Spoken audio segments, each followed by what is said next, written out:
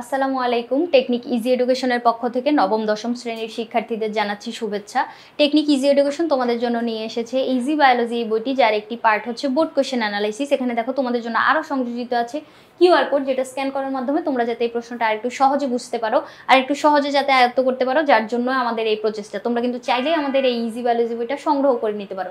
তোমাদের বায়োলজির ভয়কে জয় করে বায়োলজি পড়াটাকে আরেকটু সহজ করার জন্য আমাদের এই ছোট্ট প্রচেষ্টা। দেখো আজকের পর্বে আমরা বরিশাল বোর্ড 2022-এ আসা একটি বোর্ড প্রশ্ন নিয়ে তোমাদের সাথে আলোচনা করি। দেখো এখানে উদ্দীপক হিসেবে কি দেওয়া আছে, এটা একটা গ্লুকোজের সংকেত। দেখো C6H12O6 গ্লুকোজের একটা সংকেত, যেটা অক্সিজেনের উপস্থিতিতে ভেঙে গিয়ে কি তৈরি করছে, পানি, কার্বন ডাইঅক্সাইড আর বি বলতে এখানে শক্তি বুঝেছে। কারণ আমরা বুঝতে পারতেছি যে খাদ্যবস্তু যখন ভেঙে যায় অক্সিজেনের উপস্থিতিতে তখন প্রচুর পরিমাণে শক্তি উৎপন্ন হয়। তার মানে এটা একটা সবাত শ্বসন প্রক্রিয়া, কারণ হচ্ছে সবাত শ্বসনে হচ্ছে অক্সিজেন থাকে। এখন ক খ গ ঘ চারটা প্রশ্ন কি দেওয়া আছে দেখো। পানির ফটোলাইসিস কি? জীবকোষে শক্তি সঞ্চয় ও শক্তি নির্গমন চক্রাকারে চলে, ব্যাখ্যা করো। এরপরে দেখো উদ্দীপকের বিক্রিয়াটি 2 অণু গ্লুকোজ থেকে কত অণু। উদ্দীপকের বিক্রিয়াটা হচ্ছে তোমার শ্বসন প্রক্রিয়া। শ্বসন প্রক্রিয়ার যে বি তৈরি হয়েছে তার মানে হচ্ছে শক্তি। তাহলে 1 অণু গ্লুকোজ থেকে আমরা কতটুকু শক্তি পাই, এটার হিসাব আমাদের বোর্ড বইয়ে দেওয়া আছে। ওই হিসাবটা করে আমরা যদি 2 অণু এখানে গুণ করে দিই তাহলে হচ্ছে বুঝতে পারবো উদ্দীপকের বিক্রিয়াটি 2 অণু গ্লুকোজ থেকে কত অণু বি উৎপন্ন হয়। এরপরে দেখো ঘ নম্বরে কি বলছে, উদ্দীপকের যে প্রক্রিয়াটি জীবের অস্তিত্ব রক্ষায়। উদ্দীপকের প্রক্রিয়াটি হচ্ছে শ্বসন প্রক্রিয়া। শ্বসন প্রক্রিয়া জীবের অস্তিত্ব রক্ষায় গুরুত্বপূর্ণ ভূমিকা পালন করে, যুক্তিসহ বিশ্লেষণ করো।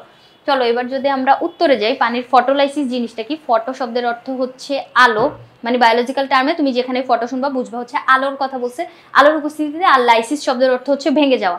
তাহলে পানির ফটোলাইসিস তার মানে পানির উপস্থিতিতে আলোর উপস্থিতিতে পানির অণু ভেঙে যাবে। ভেঙে গিয়ে কি কি তৈরি করবে, এখানে প্রোটন তৈরি করবে, ইলেকট্রন আর অক্সিজেন তৈরি করবে। তাহলে আলোর উপস্থিতিতে পানির অণু ভেঙে গিয়ে এই যে তিনটা নাম বললাম, প্রোটন, ইলেকট্রন আর অক্সিজেন, এগুলো নির্গমনের প্রক্রিয়াই হচ্ছে পানির ফটোলাইসিস বা পানির বিয়োজন। এরপরে জীবকোষে শক্তি সঞ্চয় ও শক্তি নির্গমন চক্রাকারে চলে। দেখো প্রতিটি সজীব উদ্ভিদে হচ্ছে প্রতিনিয়ত নানা রকমের জৈবিক বিক্রিয়া সম্পন্ন হয়। এই সমস্ত জৈবনিক প্রক্রিয়া সংগঠিত হতে শক্তির দরকার হয়। এখন শক্তির মূল উৎস হচ্ছে সূর্য। সূর্য থেকে শক্তি সঞ্চয় করে রাখে। মনে করো শক্তি সঞ্চয় করা আছে আমার কাছে, এখন আমার শক্তির প্রয়োজন কোনো একটা কাজ করার জন্য, তখন আমার ওই শক্তিটা ভেঙে গিয়ে আমাকে ওই কাজ করার জন্য, মানে কাজ করার জন্য প্রয়োজনীয় শক্তি দিবে। ওই শক্তিটা দিয়ে কাজ করে আমি আরো বেশি লাভবান হইলাম, আরো বেশি শক্তি পাইলাম। ওই শক্তিগুলো আমি আবার জমা করে রাখবো, পরবর্তীতে যদি কোনো বিপদ আপদ আসে তখন আমি এই শক্তিগুলো কাজে লাগাবো। তাহলে এটিপিও এরকম, ও কি করে শক্তি জমা করে রাখে। এটিপি এটার ফুল ফর্ম হচ্ছে অ্যাডিনোসাইন ট্রাইফসফেট। ট্রাই শব্দের অর্থ হচ্ছে 3। তাহলে 3টা ফসফেট আছে, বুঝতেই পারতেছো। ওখান থেকে একটা ফসফেট যদি বের হয়ে যায়, মানে প্রান্তীয় ফসফেটটা বের হয়ে গেলে ও নির্দিষ্ট একটা পরিমাণে শক্তি পায়। ওই শক্তি দিয়ে ও জৈবনিক কোনো বিক্রিয়া সম্পন্ন করে। ওই বিক্রিয়ার মাধ্যমে ও আরো বেশি শক্তি পায়, যেই শক্তিগুলো আবারও জমা করে রাখে। ওখানে যে 2 অণু ভেঙে যে 2 অণু হওয়া ছিল, এটা যে ভেঙে গেছিল যে 2 অণু, ওটার সাথে আবার একটা ফসফেট যুক্ত হয়ে ও এটিপি পূরণ করে রাখে। তাহলে দেখো ও ভাঙতে পারতেছে, প্রয়োজনে ভাঙতে পারতেছে, তারপরে আবার অতিরিক্ত থাকলে জমা করে রাখতে পারতেছে। ভাঙা করার এই চক্রটা, এটার কারণেই হচ্ছে এটিপিকে আমরা হচ্ছে জৈব মুদ্রা বলতে পারি, রিচার্জেবল ব্যাটারি, এটার অনেকগুলো নাম আছে। তো এভাবে শক্তি সঞ্চয় আবার নির্গমন, এটা চক্রাকারে ঘটতে আসে না, এটিপি ভাঙতেছে আবার ঘটতেছে, এটা চক্র আকারে হচ্ছে। তাহলে এটাকে আমরা বলতে পারি যে হ্যাঁ শক্তি চক্রাকারে ঘুরে। এরপরে গ নম্বরে কি বলছে, উদ্দীপকের বিক্রিয়াটি 2 অণু গ্লুকোজ থেকে কত অণু বি পাওয়া যাবে। এখন 2 অণু গ্লুকোজ থেকে দেখো এখানে আমরা যদি হিসাবে যাই, 1 অণুর হিসাবটা যদি আগে দেখি।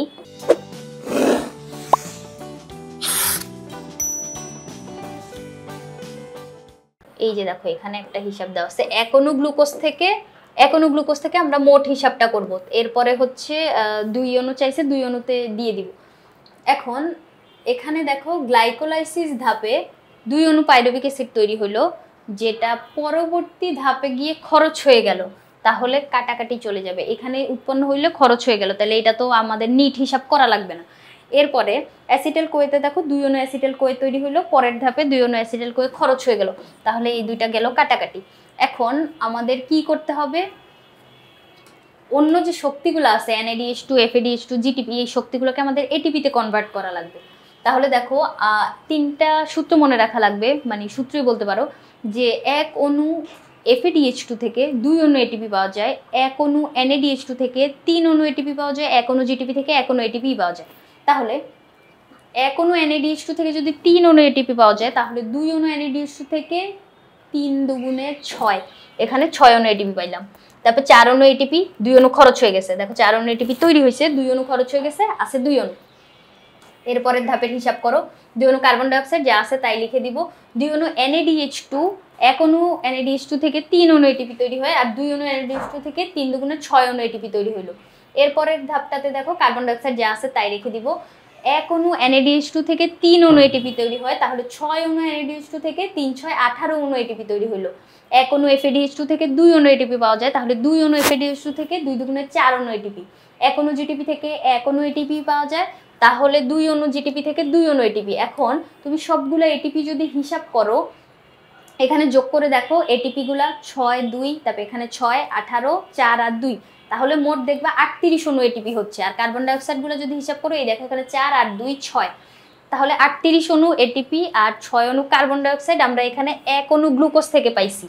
এখন 1 অণু গ্লুকোজ থেকে যখন তুমি এই শক্তিটা পাইলা, 38 অণু এটিপি পাইলা, এখন তোমাকে 2 অণুর জন্য হিসাব করতে বলছে।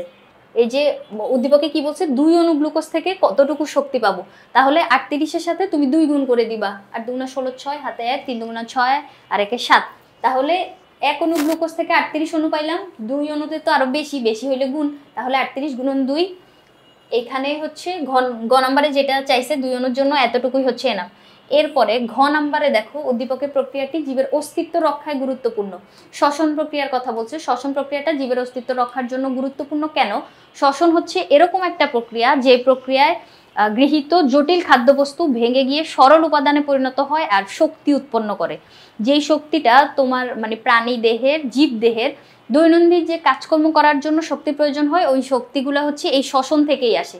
এরপরে আবার তোমার জৈবনিক কার্যাবলী, শারীরবৃত্তীয় বিক্রিয়াগুলো সম্পন্ন করার জন্য শক্তির প্রয়োজন, এই শক্তিও শ্বসন থেকে আসে। এখন শ্বসন যদি সম্পন্ন না হইতো, তাহলে একটা জীবকোষ কখনোই বেঁচে থাকতে পারতো না। কারণ শ্বসনের মাধ্যমে তুমি যদি প্রয়োজনীয় শক্তি না পাও, তোমার ওখানে ওই শক্তি থেকে কোষ বিভাজন হবে না, জীবদেহ বৃদ্ধি পাবে না, তারপরে কোষের যাবতীয় বিক্রিয়াগুলো সম্পন্ন হবে না, তাহলে একটা কোষ দেহ তো কখনোই বেঁচে থাকতে পারবে না। এরপরে শ্বসন থেকে যে কার্বন ডাইঅক্সাইডটা তৈরি হয়, ওই কার্বন ডাইঅক্সাইড আবার উদ্ভিদ অ্যাবজর্ব করে নেয়, যেটা দিয়ে ও হচ্ছে সালোক সংশ্লেষণ প্রক্রিয়ায় আবার খাদ্য তৈরি করতেছে। ওই খাদ্য আবার জীবকুলের কাছে পৌঁছায় যায়, যার জন্য হচ্ছে জীবকুল আবার শক্তি উৎপন্ন করতে পারে। তাহলে দেখো এই শ্বসন প্রক্রিয়াটা মানে প্রত্যক্ষভাবে পরোক্ষভাবে কত গুরুত্বপূর্ণ প্রভাব বিস্তার করতেছে। যে এই শ্বসন প্রক্রিয়াটা যদি না থাকতো, তাহলে জীবকুল হচ্ছে ধ্বংস হয়ে যেত। এরপরে দেখো আরো যে শ্বসনের যে আরো কতগুলা মানে প্রকারভেদ আছে, শ্বসনের যে আরেকটা প্রকারভেদ আছে অবাধ শ্বসন, যেটা সেখানে আবার কি হয় যে ইথাইল অ্যালকোহল তৈরি হয়, ল্যাকটিক অ্যাসিড তৈরি হয়, এগুলো আবার শিল্পক্ষেত্রে অনেক ব্যবহার দেখা যায় এগুলার। অবাধ শোষণের ইস্টের অবাধ শোষণের মাধ্যমে ওইটা কার্বন ডাইঅক্সাইড যে নির্গত হয়, কার্বন ডাইঅক্সাইড একটা গ্যাসের মতো, যেটা মানে গ্যাসের মতো উড়ে যাওয়ার সময় পাউরুটি ফোলাতে সাহায্য করে, যেটা শিল্পক্ষেত্রে আমরা দেখতে পারি। আবার ল্যাকটিক অ্যাসিড দিয়ে দুগ্ধ জাতীয় পদার্থ যেমন মাখন, পনির, ছানা এগুলা তৈরি করা হয়। তাহলে দেখো এই যে অবাধ শোষণ, সবাধ শোষণ দুইটাই হচ্ছে আমাদের যে দৈনন্দিন জীবনে জীবকুলকে বাঁচিয়ে রাখার জন্য এই বিক্রিয়াটা হচ্ছে অনেক গুরুত্বপূর্ণ। শ্বসন বিক্রিয়াটা যদি না হইতো, তাহলে এই যে উদ্দীপকে যে এরকমটা বলছে জীবের অস্তিত্ব রক্ষার জন্য গুরুত্বপূর্ণ ভূমিকা পালন করে। তাহলে এভাবে যে আমি তোমাকে বুঝাই বললাম, এই কথাগুলোই তুমি পরীক্ষার খাতায় যদি রিপ্রেজেন্ট করতে পারো, আই হোপ একটা স্ট্যান্ডার্ড মার্ক সিকিউর করতে পারবা। এখন প্রিভিয়াস বোর্ড প্রশ্নগুলো অ্যানালাইসিস করলে কি হবে, তুমি তোমার স্কুলের পরীক্ষায় অথবা বোর্ড পরীক্ষায় ওই প্রশ্নটা ধরতে পেরে উদ্দীপক অনুযায়ী প্রশ্নে কি চাইছে মানে একদম এক্সাক্ট উত্তরটা ধরতে পারার জন্য, ওই অনুযায়ী স্ট্যান্ডার্ড ওয়েতে লিখতে পারার জন্য এই প্র্যাকটিসটা কিন্তু খুবই দরকারি। যার জন্য আমাদের ইজি বায়োলজি বইটাতে তোমাদের জন্য এই বোর্ড প্রশ্ন অ্যানালাইসিস পার্টটা সংযুক্ত করা হয়েছে। এখানে তোমাদের জন্য বিগত কয়েক বছরের বোর্ড প্রশ্ন অ্যানালাইসিস করে দেওয়া আছে, তোমরা কিন্তু চাইলেই এই বইটা সংগ্রহ করে নিতে পারো। আজকের পর্বে এই পর্যন্তই। পরবর্তী পর্বে আমরা অন্য কোনো বোর্ড প্রশ্ন অ্যানালাইসিস নিয়ে তোমাদের সামনে হাজির হব। ধন্যবাদ সবাই।